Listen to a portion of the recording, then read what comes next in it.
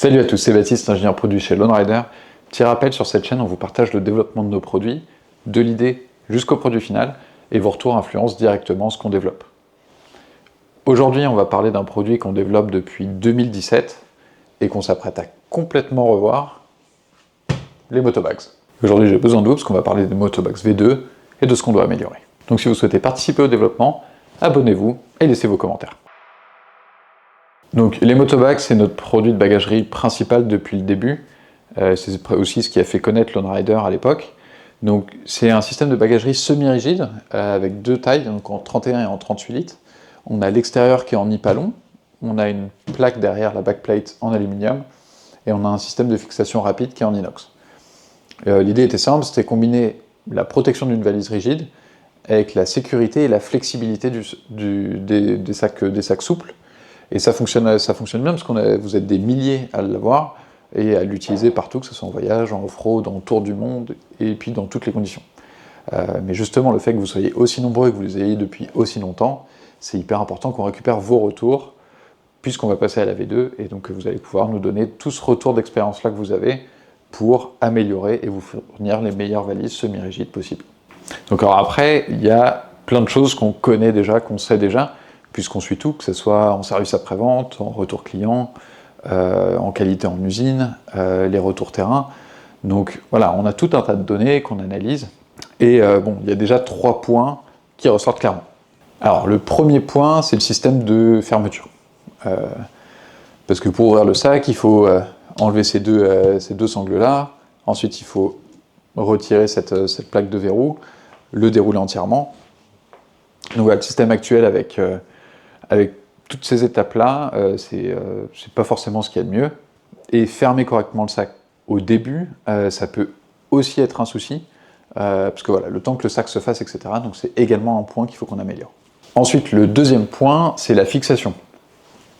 Donc notre système d'attache rapide, le Quick Release, il fonctionne très bien, il est hyper solide.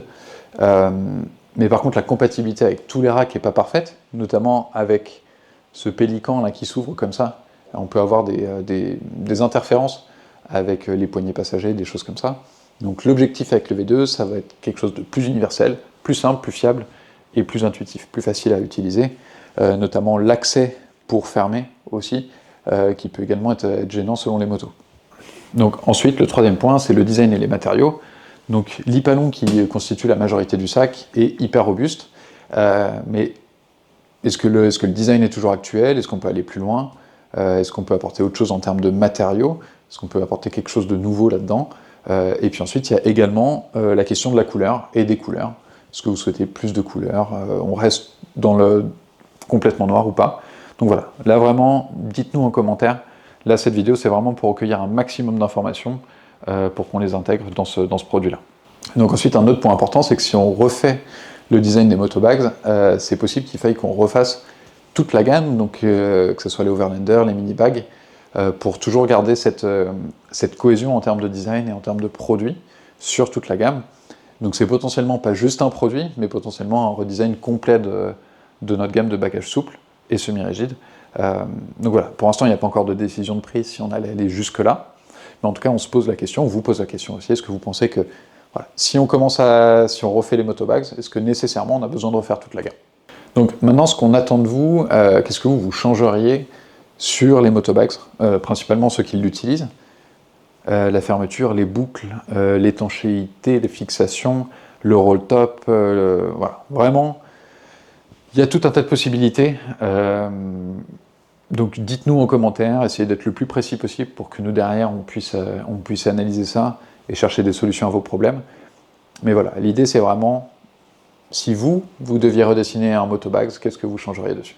Donc c'est important de préciser, là pour l'instant on est toujours en phase de réflexion et de conception. Il n'y a même pas encore de prototype, encore moins de produit final.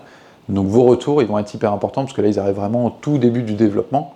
Encore une fois, j'insiste, c'est hyper important que vous mettiez toutes les idées, etc., que vous puissiez avoir en commentaire, parce que nous on va tout lire, et c'est ce qui nous permettra un petit peu de faire la carte de vos requêtes et de choisir. On aura forcément des limitations techniques pour tout faire, mais voilà.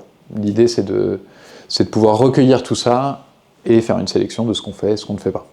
C'est tout pour aujourd'hui, j'espère que cette vidéo vous a plu. Donc encore une fois, n'hésitez pas à vous abonner et à commenter surtout pour nous dire ce que vous voulez. Donc voilà, faites votre liste au Père Noël, nous on va tout lire et on va essayer d'intégrer ça dans les futurs motobags. Et moi je vous dis à très bientôt pour une autre vidéo.